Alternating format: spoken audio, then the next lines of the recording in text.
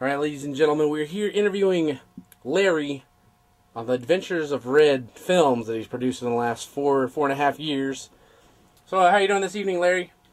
I'm doing great. How are you guys? I'm doing good, A few questions we want to ask you.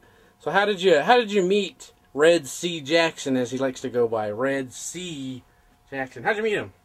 I met him, I was on a parole board in Louisiana about 10 years ago, and that's where I came across Red, and he was just such an interesting character. I thought, you know, he could fit into some of my films and some of my ideas so well. I thought I'd, you know, give him a shot, give him an audition, and as you can tell, it worked out very, very well.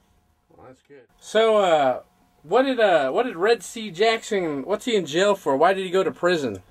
Well, he was in a federal prison, and the main thing that he was in trouble for is basically he was dumping trash as well as toxic chemicals and those sorts of things on federal land, public land.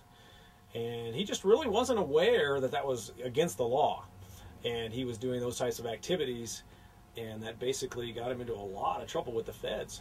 So, as I've screened the film, the Desert Yeti film, is that what where you showed him throwing trash out? That was kind of what happened to him in the past? Oh yeah, definitely. He's you know, I probably shouldn't say this on film, but he still is a dumper on federal lands. He just doesn't care. You just don't care, huh? No, he's kind of one of those wild guys, you know. He's just a wild, independent American.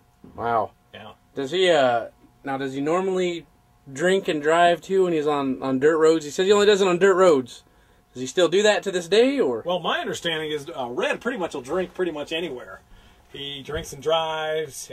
He drinks and, you know, spends time at the mall. He drinks pretty much anywhere he goes. He likes cool ones. Yeah. You know, these films really are very autobiographical of Red. They're very, very indicative of his life and his lifestyle. Our next film we're going to be doing is going to be Red at a country western bar, and you'll see that he has some other traits and techniques that kind of go against the grain of society. But you'll have to wait and see what happens there in that film. All right. Now, these movies you've been putting out, I know the second one is just getting ready to be released. Is that correct? Yeah, the Hunt for the Desert Yeti. Yeah. And then you had one about 4 years ago, you guys, your first film with the Monster of Lime Creek. How did you come about that film? Well, basically, Red had a little place up there in the Lime Creek area. He was, in addition to being into tracking and cryptozoology, he was also mining for gold in the area. And he told me of some of the stories of the Monster of Lime Creek, and we just went ahead and went with it. Now, he said that he has seen the Monster of Lime Creek. You know, I don't know if I believe him or not.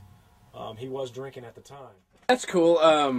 Now, why isn't Red here today? We kind of asked him to be here, but obviously he said he didn't show. Why is he not here?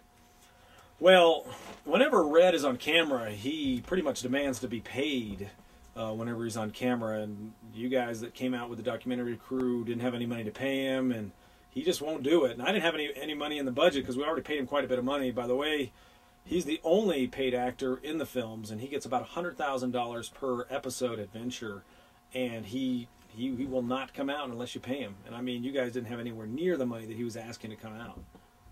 All right, and then also too, I can't help noticing, but the more I'm looking into this, my monitors here, you have a striking resemblance of Red C. Jackson. I mean, but you're more clean cut, and of course, you don't have hair. Yeah, well, you know, that's a big thing, is that I'm not Red C. Jackson, never have been, never could be. He's, right. You know, he lives on the borders of society, but the biggest thing is he has a very big, bushy mane of hair on the top of his head, and I don't. I can't grow hair on the top of my head, so, you know, we're two very different guys. You know, I'm pretty much straight-laced, and he's pretty much on the fringes of society.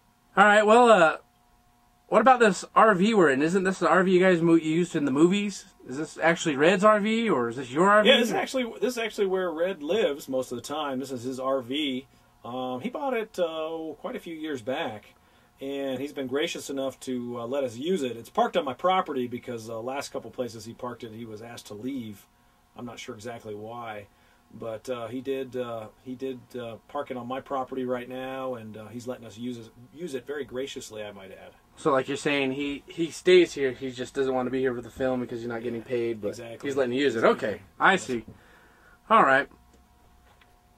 And What do you think the future is for Red C. Jackson, his filming, his career? Where do you see that going?